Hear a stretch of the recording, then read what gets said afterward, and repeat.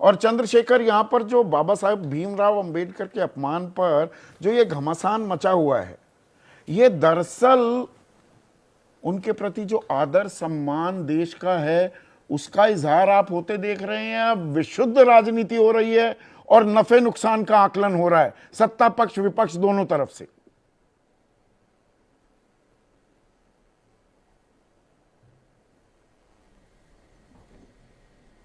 तो अभी तो मैं संदीप जी यही कह सकता हूं कि जिनको नुकसान लगा उन्होंने भी अपनी बात रखी और जिनको फायदा लग रहा है वो भी अपनी बात रख रहे हैं। सवाल ये है कि सम्मान क्या उनकी तस्वीरों का है या उनके विचारों का भी सम्मान है।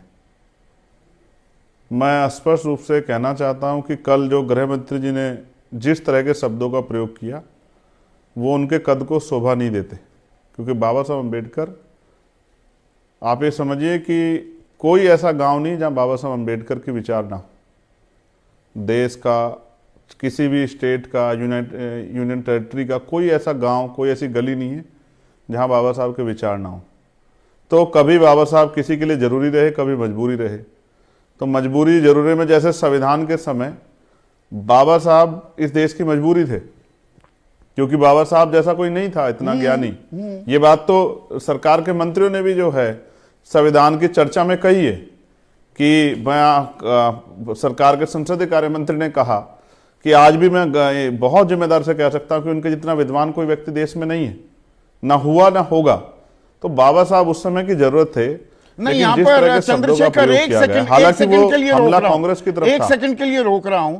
और यहां दर्शकों को, देशवासियों को, बहुत कम लोगों को शायद ये जानकारी होगी, बाबा साहब भीमराव अंबेडकर की बात होते हैं कि भाई बहुत अच्छे कानूनविद थे, वकालत करते थे और उनकी संविधान पर पकड़ थी, संविधान के रचयिता थे।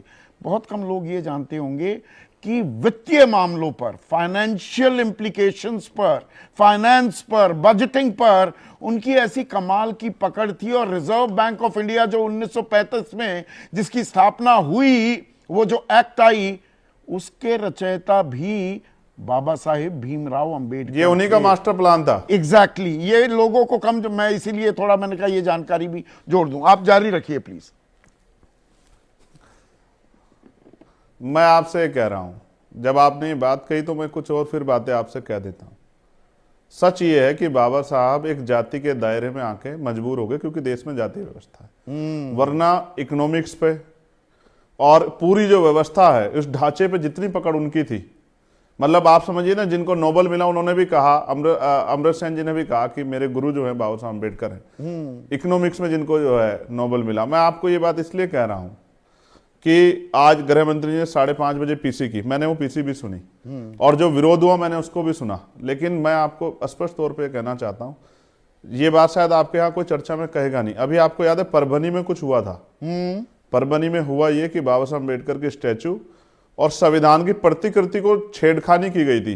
एक बड़ा विरोध हुआ जिसमें एक लड़का जो है सोमनाथ की जान भी चली गई पुलिस की मारपीट में। मैं आपको जो सच कहना चाहता हूं ये है, बाबा साहब का अपमान करने की हिम्मत आज किसी में भी नहीं है। अगर गलती से किस पे हो भी जाता है तो उसको भी एहसास हो जाता है, क्योंकि बाबा साहब को मानने वाले लोग देश में नहीं दुनिया में बहुत हैं।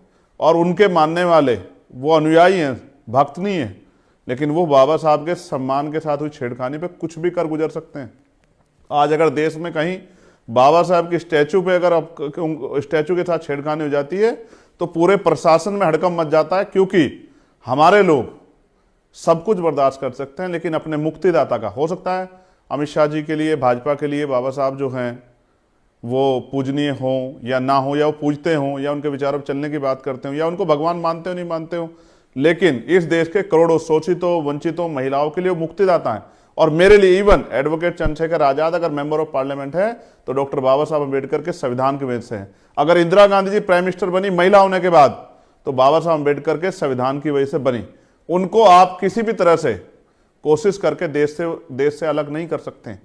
उनके विचार, उनका समर्पण, उनका सहयोग, उनका योगदान वो देश में हमेशा रहेगा। बाबा साहब सदैव थे, सदैव हैं और सदैव रहेंगे। कांग्रेस नहीं रही सत्ता में, उनका भाजपा भी नहीं रहेगी, लेकिन आजाद। और 1990 में देश को याद आई थी जी कि भारत रत्न दिया जाना चाहिए। और 90 के दशक में आपके आने से पहले मैं ए.के. वाजपेयी से यही पूछ रहा था कि अभी तो बाबा साहेब भीमराव अंबेडकर की कसीदे पढ़े जा रहे हैं, 90 के दशक में किताबें भी छप रही थी, वर्शिपिंग फॉल्स गॉड, और वो किताब किस पर थी? बाबा साहेब भीमराव अंबेडकर। दो चीजें मुझे बतानी है संदीप भाई। पहली चीज ये कि आपने कहा कि बहुत लंबा समय लग गया, मैं भी सुन रहा था आपकी डिबेट को, भारत रत्न देने में, जबकि उस समय के तत्कालिक जो उससे पहले पूर्व प्राइम मिनिस्टर थे उन्होंने खुद को दिया।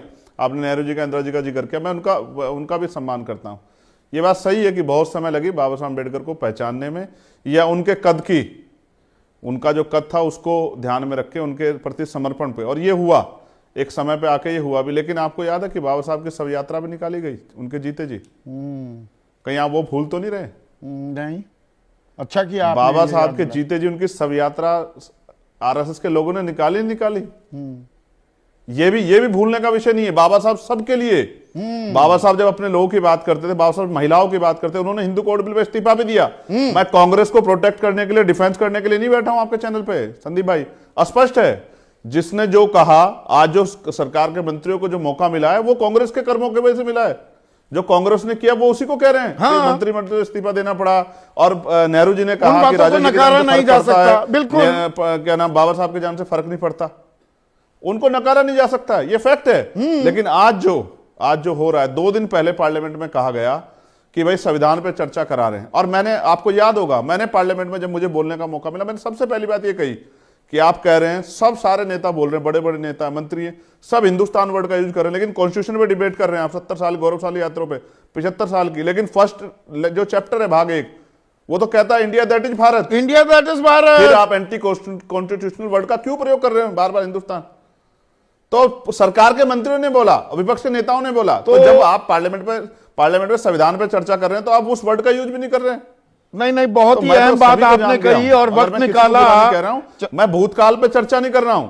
नहीं, पर आपने वर्तमान पे चर्चा कर रहा हूं कि आज अगर बाबा साहब को, संदीप भाई एक सेकंड, अगर आज बाबा साहब का अपमान करने कोई का प्रयास करेगा, मैं आपको ईमानदार से कह रहा हूं, अगर गृह मंत्री जी पोजीशन नहीं लेते, मैं आपको लिख कर देता हूं कि कल सुबह देश के सड़कों पे अंबेडकरवादी आके अपने बाबा साहब के अपमान का जवाब देता। मेरी बात को आप याद रखना, और भविष्य में कोई करके देख ले, किसी को अगर ये घमंड हो, सत्ता और विपक्ष को कोई करके देखे, बाबा साहब के खिलाफ कुछ करके देखे, बोल के देखे, तो अंबेडकरवादी बताएंगे कि वो उनके सम्मान की रक्षा कैसे कर सकते हैं।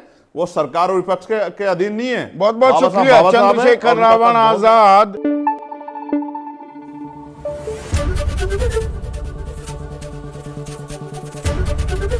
एबीपी न्यूज आपको रखे आगे।